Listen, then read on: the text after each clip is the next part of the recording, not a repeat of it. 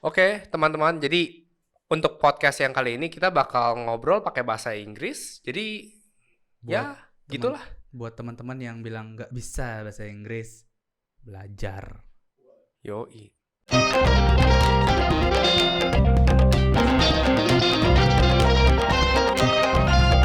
So, hi everybody. I am trying to speak English ya. Iya. I don't think people in English says yes. Iya, they say yes, but yes. Hello. How are you, Paul? I am fine. I am good. How are you? I'm fine as well. Yes. I'm here in Indonesia for like 2 weeks. And Yeah. Okay. Mister. all right, yeah, my name. So I'm Hans. Yeah, that's it. I don't want to share more information. Yeah. Okay. Yeah. So for this episode specifically, Yeah. we are trying to implement English Day, which happens a lot in a lot of school, right? Yeah, exactly. For Yeah, some yeah, reason, the whole day they are attempting Yeah. to speak in English but failed miserably Exactly. most of the time. Exactly. So we're trying to make it more interesting by actually making this podcast in English so that hopefully this can help, Indonesians. Especially with the current curriculum. I was learn hoping English that more. this episode specifically can reach international. Oh, okay, sorry. yeah. That too, Yeah. So what we're going to talk about is something that are interesting for a lot of Indonesian students, Yeah. mostly. That is studying abroad and other gimmicky and stuff like that. Okay, yeah, no, that's actually a pretty good topic. So yeah, I don't know where to start, but maybe you can ask. Yeah. Okay, so first thing first, you go to college in where? So I went to college in Canada, specifically Vancouver. So Vancouver is on the west side of Canada. So the way I usually memorize where Vancouver is that okay, so there's the United States, which is like in the west, and then there's the state Seattle, Can which you is like talk on a the little bit closer to the mic? there's Seattle, which is on the west side of the states, and then right on top of Seattle, it's Vancouver. So Vancouver actually crosses borders with Seattle, and then that's where I lived. So why Canada? Do you think like Indonesian colleges in Indonesia is not good? Is that it, huh? No, there's actually a good explanation. So first of all, I did try to get into multiple Indonesian schools. So I tried applying for ITB. I tried applying for Prasmo, and then I applied for Vancouver in the end. So I applied for ITB, but a lot of people were doing what is that? Extra courses like Inten or the studying. like extra studying in order to prepare for SBMPTN, and I kind of got lazy, so I kind of stopped. And then I went to Prasmo, and then I actually did the exams there. So they have like 2-part exams. So I think one is the English test. I might be wrong on this. One is the English test and one is the logic, and then there's like something else. And then I did pretty okay on it during the test, and it was like a passing score where I can, like actually start studying in Hasta Mulia. But then when looking at the financials, I realized that I'm actually paying the same amount to study in Prasmul as like if I had gone abroad. So had a conversation with my mom and dad, and then we decided to choose like to study abroad instead. My dad, he studied in Germany actually for 7 years. My mom, she studied in Australia, doing finances in Sydney for 4 years. So they have like a lot of experiences like studying abroad. So they were like, okay, you know what, Hans, like you gotta try it out. So yeah, that's kind of how I decided. But why Canada specifically? Well, I wanted to go to United States, but this might be a bit political. But basically, Trump wasn't really good with his immigration policies. Like his stance wasn't really pro-immigration back then. Okay. So the question was like, okay, I started college in 2017, right? And then if I stayed there for 4 years and Trump is still a president, would I be able to get a green card? Okay. Yeah. So for anyone's watching, what's a green card here? So a green card is where you actually have a permission to stay in that particular country that you're working and you're living in, but you still keep your citizenship, like your Indonesian citizenship. Okay. So usually the way we like apply to study abroad is that you will go to the consulate and then you will get something called a study visa. Okay. And then the study visa turns into a study permit, and then using that study permit you can work. And then once you finish your degree, you'll get something called a postgraduate work permit, and that allows you to work, at least in Canada, the same amount of years as the amount of years that you studied. So for example, I studied for 4 years. That means I get 4 years worth of working permit. And that can be converted into visa as well, so I can stay there for an extra 4 years. But after that 4 years is done, then I would need to extend my work permit and then extend that visa. And that, like, after graduation, it's not a postgraduate work permit anymore. It's just a work permit. And in order for you to get the work permit, your company also has to sponsor you. And that's very like bureaucratic process. So usually a lot of companies, they don't want to do that. And also you don't want to spend your time like applying every 2 years or so, right? So you would apply for this thing called permanent residency or green card, which allows you to just like stay there forever. But you still are an Indonesian, yeah. So ribet ya. Yes. So ribet ya. Lumayan. Okay, so what were you preparing from before you were going to Canada? Oh my god, that was so bad grammatically. No. I think that's perfect. What I prepared? Yeah, because the most common question is like, Yeah. where do you go? And then, what are we supposed to be preparing? Are we supposed to like money or exams or like what? Usually. Yeah, I don't exactly remember what that is, but what I remember is that you need to have not your UN scores, because ujian nasional scores are usually used to apply to local universities in Indonesia. Not really anymore. Not really? Not really. Man, I'm behind. I'm a boomer now. Okay. Well, I pakai ijazah. Yeah, okay. And then you see the scores there, right? And then you need usually an English proficiency certification. So like IELTS? Either IELTS or TOEFL, or in Canada in particular, you can do something called CELPIP, but it's not recognized anywhere. So just TOEFL or IELTS. Is there a minimum score? Yeah, minimum passing score is like 6. Oh, so that's pretty high. Yeah, it is pretty high. But normally, like, okay, if you go to a regular school and then you study English, 6 is pretty fair. Like you'll get it easily. If you're an international student, then usually just by like doing the speaking, it's gonna bump up your scores that you can get an 8, for example. Okay. So it's kind of like fine, I guess. But the difficult part is, even if you pass that like 6 threshold, you're still competing with other students, right? So Yeah. you need to prove yourself somewhere else. And this is where the university will start like requesting you more stuff. Like, okay, like, do you have any extracurricular activities that you were pretty good at? Or are you pretty good at like, okay, what's your goal in Canada? Like, are you planning to stay or are you planning not to stay? So they're gonna make you write an essay, and back then there was no ChatGPT, so you just need to like write it and figure it out yourself. Yeah. Reason why I'm saying that is because my brother is also coming to Canada, right? And he had it so easy. Like, oh, why did you want to come to Canada? And he copy and pasted the questions to ChatGPT and just get the answer, copy and paste it, and he got accepted. Like, it's that easy. Yeah. Okay. That's actually interesting. Yeah. So, do you get like accepted first, then go, or like is it a parallel process? So in universities there, the semesters are not divided into 6 months. They're divided into 4 months. So you have fall, spring, and summer. Okay. Every single year, fall, spring, summer.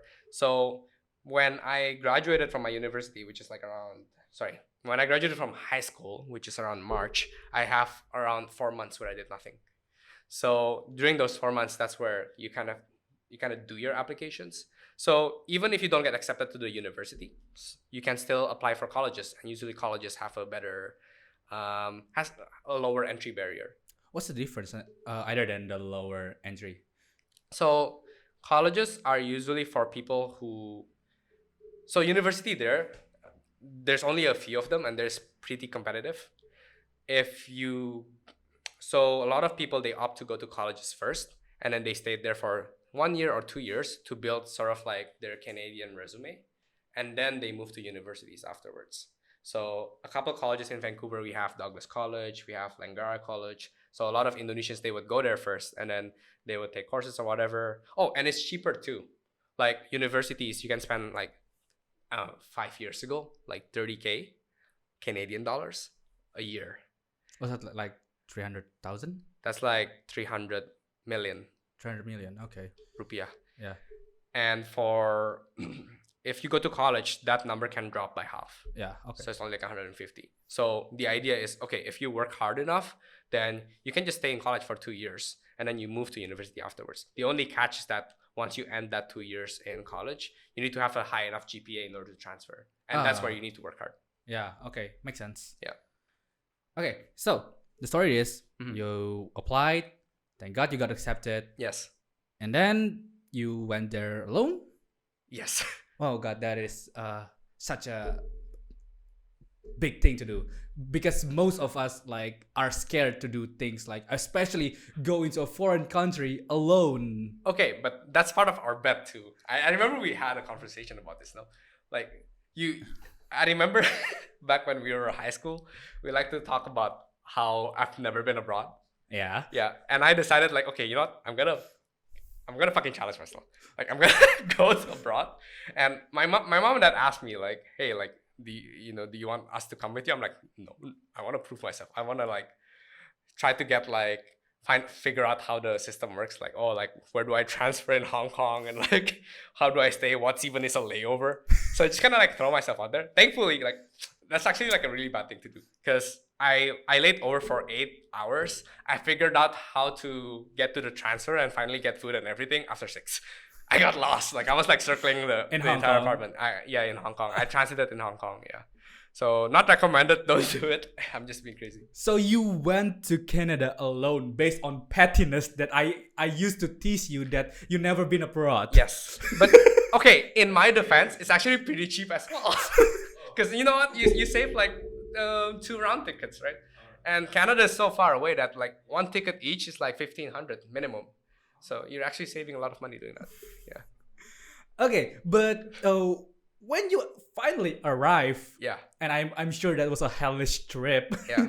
to Vancouver. Do you have like already have a home to stay or what? So I registered for a homestay actually. Homestay. Yeah. So there are 3 ways an international student can stay in Canada. One is via homestay, which means that you go to an agency. That agency is going to refer you to someone that has a home, and maybe that someone that has a home has an unused apartment, or has an unused basement, or has an unused bedroom, and then you stay there. So the second option is living in an apartment. So you just like rent immediately. But usually it's kind of difficult because they wouldn't accept you, especially if they know that you're not there yet. So you're kind of building your resume in order to get an apartment later on. The last but not least, it's dorm. And I think dorm is like the best out of the 3. So the pros of homestay, they'll give you food. It's pretty cheap. It's usually like around 800 a month, which is like cheap for Canadian standards. And yeah, you always have a home to go to, and usually they will clean your laundry as well. The cons is just lack of privacy, significantly lack of privacy, because like, it's their house. They'll come in. You spend your time on the living room. If you're not that comfortable, and I'm particularly not that comfortable with like strangers, then you're not comfortable like going to the living room, because like it's their family, they're hanging out. You feel like you're kind of intruding them to some extent. Living in an apartment is the easiest, because you can bring your friends as well. Friends? yeah, yeah. Friends. Yeah, okay. I mean, eventually, like after 2 to 3 years, you've suffered through university together. You're gonna build some friends, whether it's like fellow Indonesians or like international students, and then you can bring them around. You can have fun in the apartment, right? Like there's no restrictions on it. The cons is that you need to select good roommates, because if the roommates are not a good fit, then it's not gonna be great.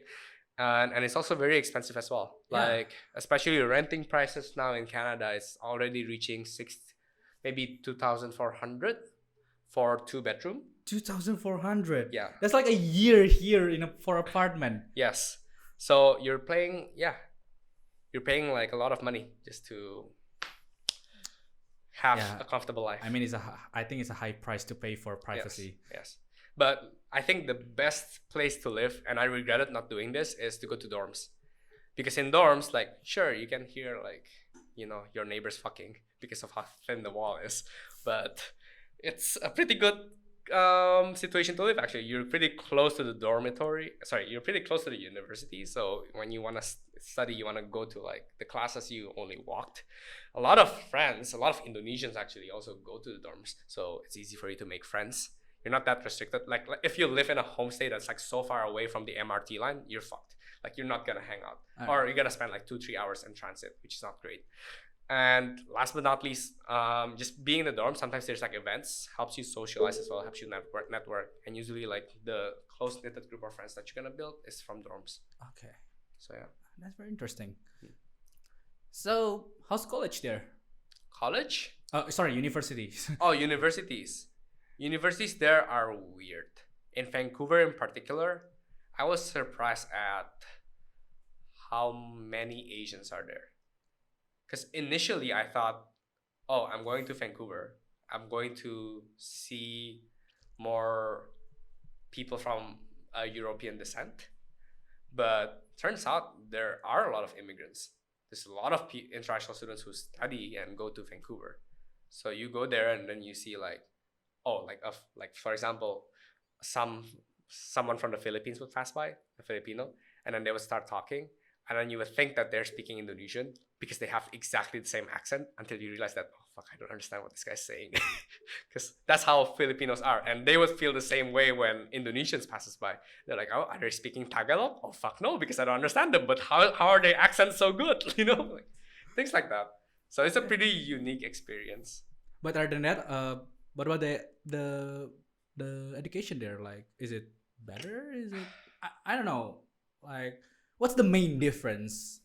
The main difference is that the teachers, they maybe saying that they don't care about you is not the right way to say it, but you have less things to do compared to studying in Indonesia. Because I know, like, for you guys would study for, let's say, like 8 hours plus.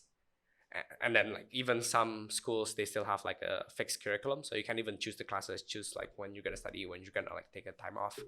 And then you guys have a lot of activities in the school, right? So you can like spend until like 8 p.m. at night doing that, and then after that homework, and then you go to sleep. My schedule in Canada is significantly like less packed. So for example, let's say I'm taking 3 courses, and that's usually the normal thing to do when for a 4-month time span. Then the 3 courses, I would only spend around for each courses, it's only 4 hours every week. Okay. So I would go to college, study for 4 hours, and then go back. So if I have 3 courses, that means I have 3 days where I go to the office. Or I can just pack everything into one single day, and I spend the entire day of the university taking like 12 hours of courses, and then I'm done for the rest of the week. I'm doing nothing. What they really pushed us though is the assignments that they give. So they would give like a lot of assignments, and usually the assignments, particularly in my field of study, which is business, they'd give a lot of like homeworks that it's just like some random stuff, like, oh, like you need to work with your partners to solve this business case, or to do something, and then apply whatever you've studied in the university in order to solve that problem. And usually there's no right or wrong like answers to those kinds of cases. It's just a matter of like, oh, they're testing on what's the logic behind your conclusion. Like, for example, let's say I'm told to analyze a case. Let's say that case is a beverage company in Brazil. And then they're gonna tell us to do like a SWOT analysis, for example, like, oh, like what's the strength, weaknesses, opportunities, and whatnot. And then the next week they're gonna give us like a new framework. Like, okay, now take a look at this framework from a finance perspective. So you tackle the same company, you kind of need to find the financial statements and whatnot, and then you apply the theories, and then you put your own assumptions based on your knowledge of the business, and then you give it to the teacher, and then you review it with the teacher, and then you ask them like, hey, like, is this logical or not logical? Like, are my assumptions realistic enough? So it's those kinds of questions. So it's not the best courses that I took, they're not that objectively graded, just to put it. Yeah. Okay. Very interesting insight. But I'm more interested in this one question. Okay. Yeah, go ahead.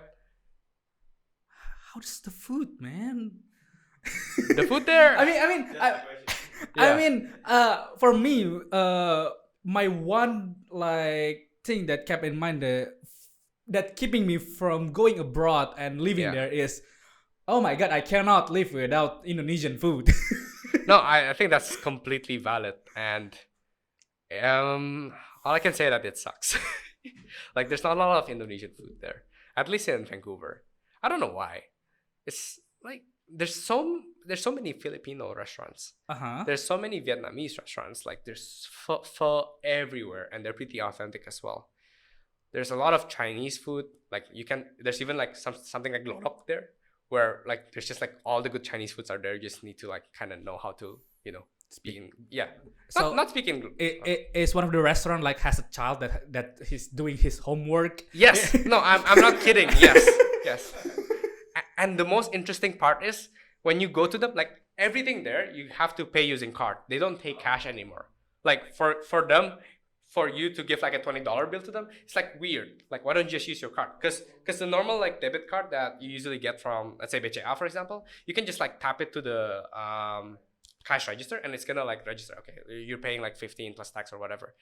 But for these Glodok communities, you can only pay using cash. And the reason why is that they still keep tabs on like the double, they still do like the double accounting books. So they're avoiding taxes, which is like, it's the funniest thing ever. Yeah.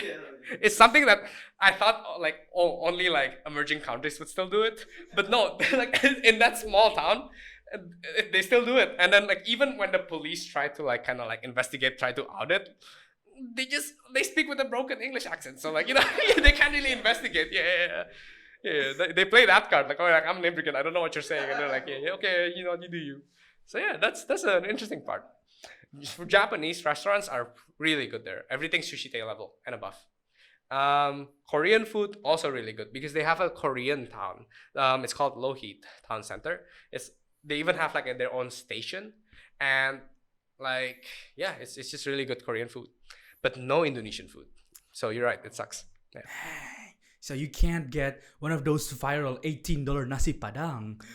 No, not at all. Actually, there is a restaurant called Bali Thai, which is an Indonesian food. I don't know why there's Thai at the back, but the food is Indonesian. Is it fusion? I don't think it's fusion, because when it's Bali Thai, authentic Indonesian cuisine. It might be because I'm actually not that sure. Maybe because Thai is like more well known. Or like Thai food makes more sense. I mean, Bali is more known than Indonesia. Bali is also more known than Indonesia. So that might be why.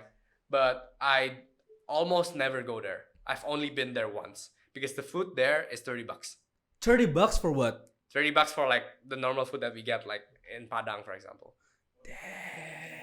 Yeah. It's not that great.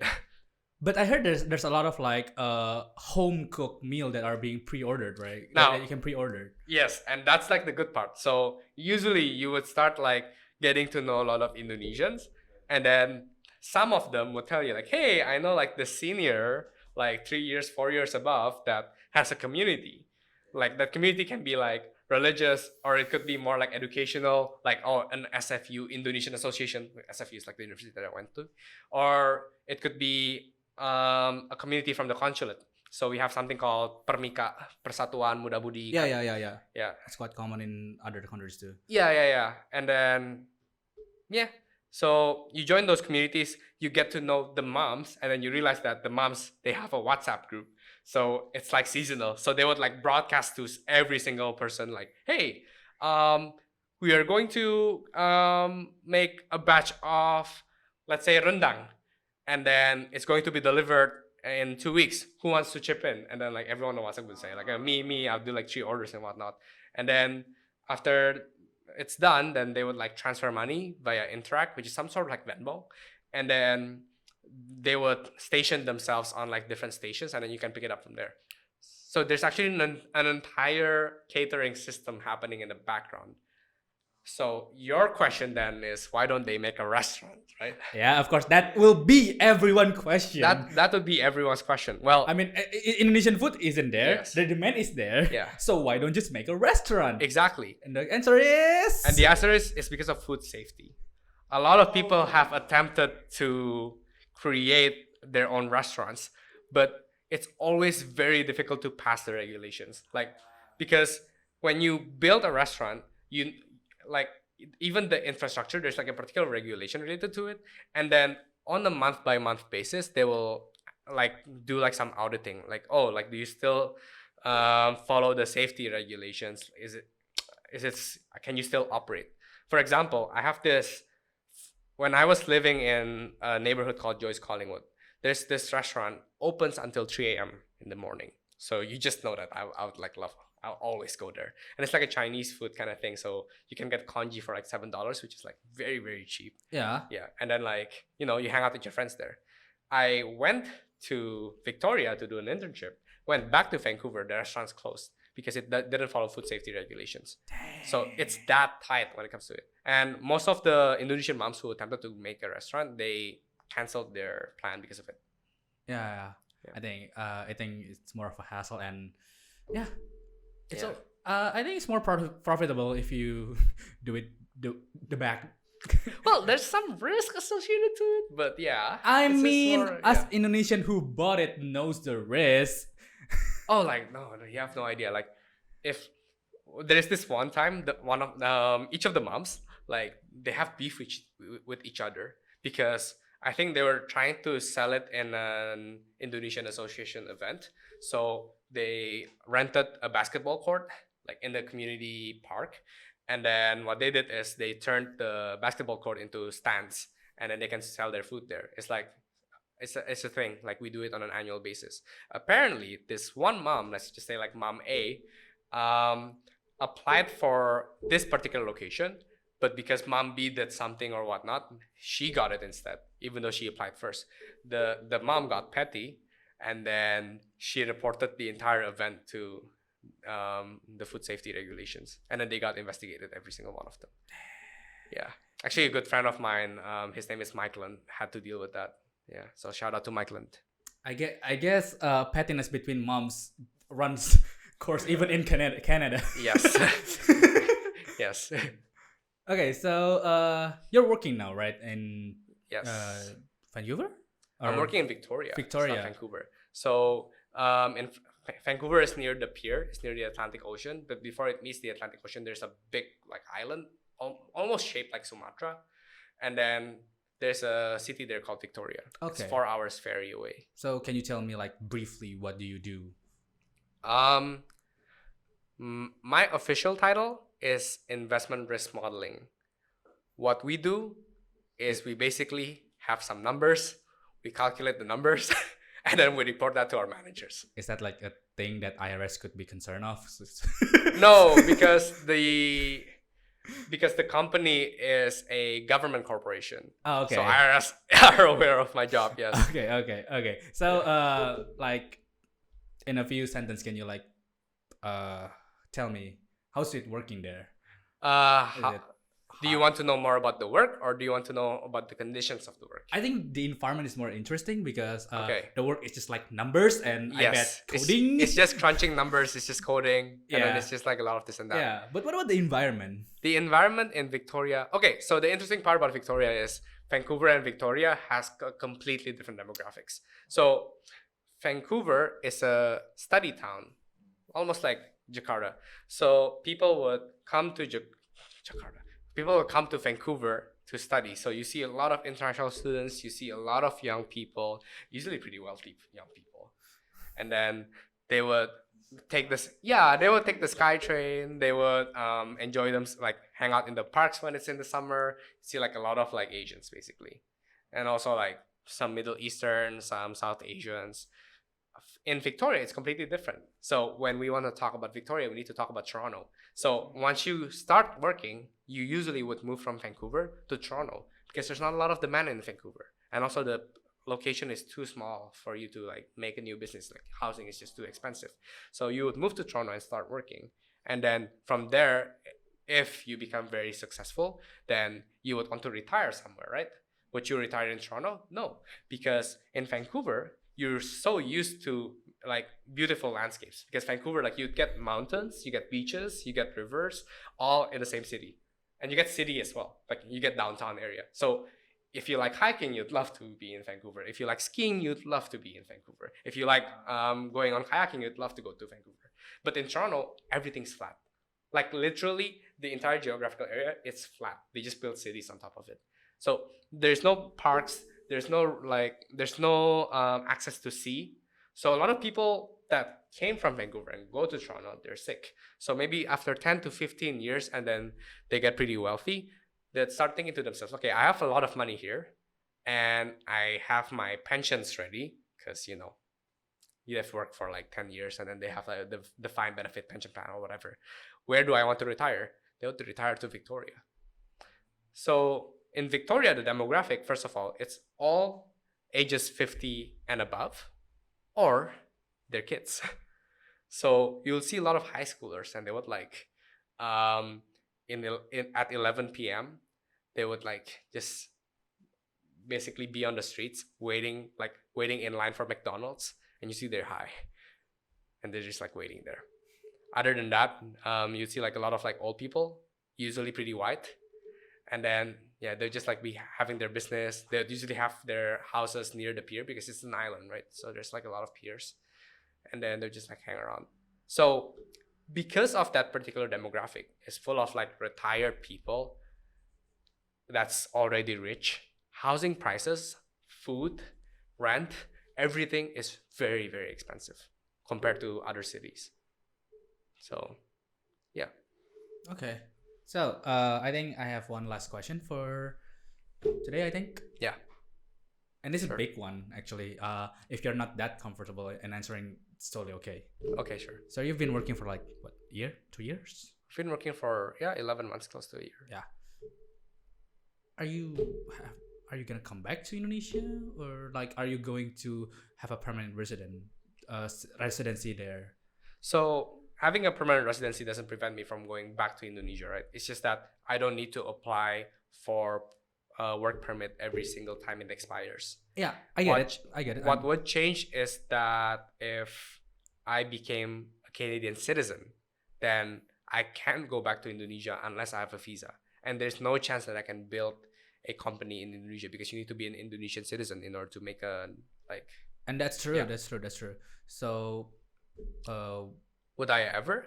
Yeah, I mean, would you consider like coming back here and living your old age with that amount of money from Canada? or I don't know, heck, like you become an executive producer and funds movie, or I don't know. What's your plan? I think he's hinting at something here. Yeah. Do you have plans to do you have plans to come here and like do stuff, or are you gonna have a permanent residency and become a Canadian resident there? So that topic is actually touching a lot about career.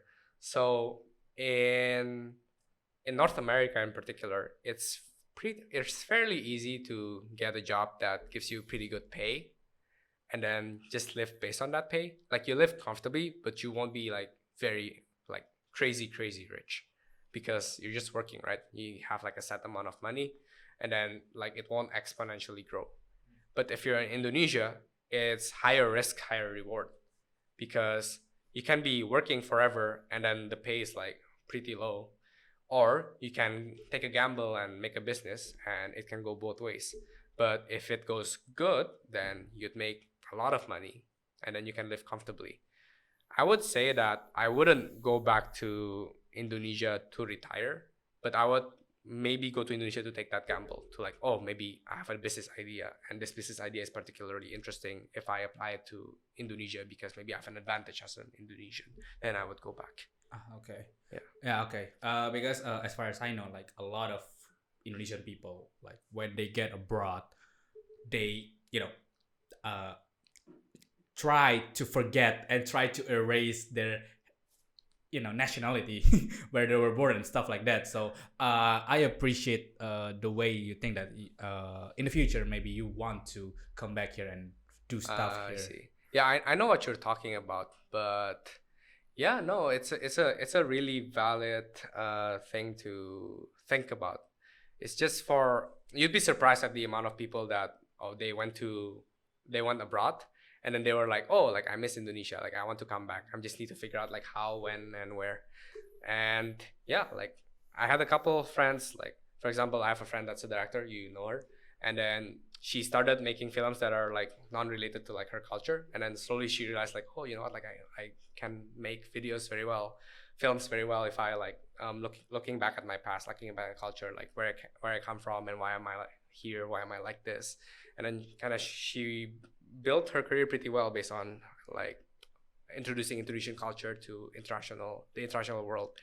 I had other friends who they went to Vancouver, and then they went back to Indonesia, and then they're like, okay, you know what, like I need more knowledge because I want to do this in Indonesia. They moved to Australia taking a master's degree for 1-2 years, and then they're gonna come back, they're gonna plan to build a business. But on the other side, there are some people that decided to stay in Vancouver. One of the reasons could be LGBT. Yeah, but we're not gonna get there. It's a topic for another day. Yes.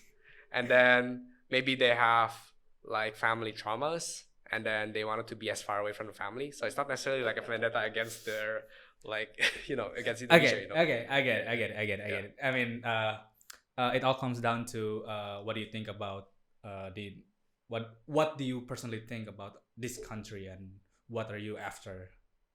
I think that's all it boils down to, right? Yeah, I can put it that way. Yeah. Okay, I think that's a pretty good insight about living abroad, especially you coming there alone and trying to make a name for yourself, right? And getting money and stuff like that. It's very interesting. Yeah, I'm surviving. Yeah, I'm getting there. Aren't we all? Aren't Yes. you just us, but Yes. in a first world country? Yes. Yes. That's a really good way to put it. Yeah. Yeah. So in summary, like my friend here goes to Canada, and it's not that different. It's just he has a mindset of a first world country, but he's just surviving. No. But he's just surviving, right? Yeah, it's just surviving. It's just day to day, trying to kind of like live. And then think about housing prices. That's like a big thing in Canada.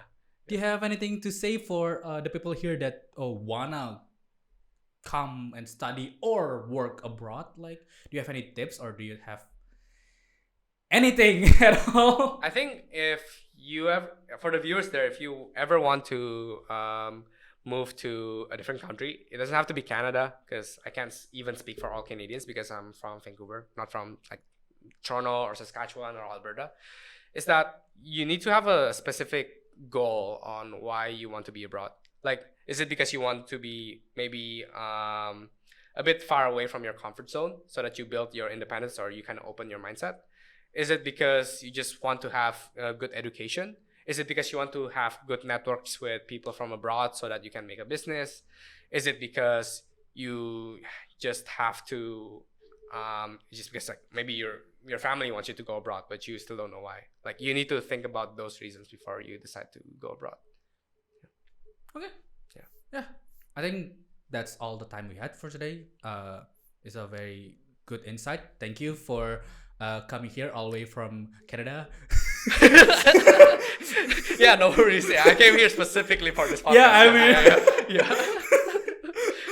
No, yeah, 100%. and maybe in the future, maybe we could do the podcast there. Yes. Please Yeah. come over. Yeah. Yeah, I would like to try some bland ass food from in there. Oh no, that's just it's a sensitive topic. We don't talk about those. Yeah. I mean, nasi padang superior. Yeah. Nasi Padang, Manado food is just like Yeah. hurts my ass though every time I eat, like after 3 hours. Yeah.